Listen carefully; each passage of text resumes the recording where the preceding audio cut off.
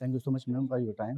Ma'am ये बताइएगा कि जो आपका रिसर्च था आउट ऑफ स्कूल चिल्ड्रन, उसके लिए टूल्स क्या यूज़ हुए? और दूसरा ये बताइए कि जो रेशियो था, 2 सूबों की आपने बात की, वो जी। कंडक्ट हुआ 7 अज़ला की, तो रेशियो किस प्रोविंस में ज़्यादा था आउट ऑफ स्कूल चिल्ड्रन की? और दूसरा ये बताइएगा कि सबसे मेन इश्यू क्या रहा था, प्रॉब्लम क्या रहा था? राइट, सो सबसे पहले तो मैं ये कहूँगी कि out of school adolescents and youth पे हमारा फोकस था, जो कि आती है age between 10 to 29। Out of school children पे तो ऑलरेडी काफ़ी काम हो रहा है in terms of re enrolment, लेकिन जो out of school adolescents and youth हैं, बेसिकली वो individuals between the ages of 10 to 29 that have already crossed the school going age, उनके लिए क्या इकदाम किए जा रहे हैं या किए जा सकते हैं। तो our work was focused on that. Punjab और केपी का जहाँ तक मवाजना है, हमारे पास बहुत हाई परसेंटेजेस थी of adolescents and youth that have never been enrolled. और ये जो परसेंटेज है ये केपी में ज़्यादा थी बनिस्बत के पंजाब के। और विद इन केपी और पंजाब अगर आप कंपैरिजन करें तो केपी में कल्चरल बैरियर्स जो हैं वो बहुत ज़्यादा स्ट्रॉन्ग थे, जो कि हिंडर करते हैं फीमेल्स का एक्सेस टू एजुकेशन।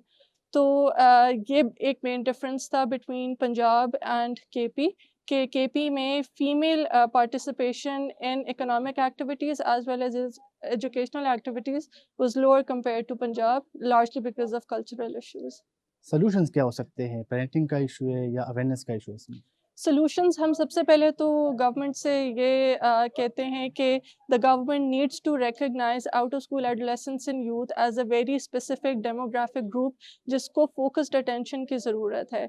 फ़िलहाल यूथ पे भी काम किया जा रहा है, लेकिन मसला ये है कि जो यूथ आपका थ्रू आउट ऑफ स्कूल रहा है, उनके लिए कोई फोकस्ड काम नहीं किया जा रहा।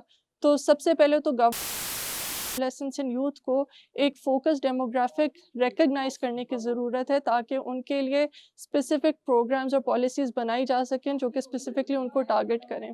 दूसरा, वी रेकमेंड के जो लेबर लॉज हैं उनकी इम्प्लीमेंटेशन को बेहतर बनाया जो चाइल्ड लेबर लॉज हैं उनकी फॉर्मुलेशन और एप्लीकेशन दोनों को बेहतर बनाया जा सके।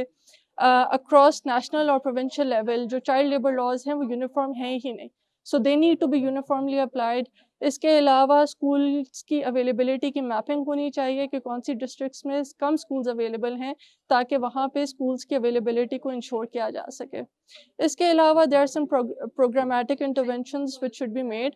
एडोलेसेंट्स के लिए री एनरोलमेंट जो इनिशिएटिव्स हैं वो होने चाहिए, और यूथ के लिए स्किल्स डेवलपमेंट प्रोग्राम्स होने चाहिए विच आर फेज्ड, वो लॉन्गर टर्म होने चाहिए। उनमें सबसे पहले फेज़ में आपकी बेसिक फाउंडेशनल लिटरेसी पे काम होना चाहिए, स्किल्स डेवलपमेंट पे काम होना चाहिए, and throughout this entire period there should be regular sessions on creating awareness on other societal issues like SRA, GBV, family planning, all these other issues which are largely considered taboo. तो इस तरह की कुछ recommendations हैं which should be prioritised. Thank you so much.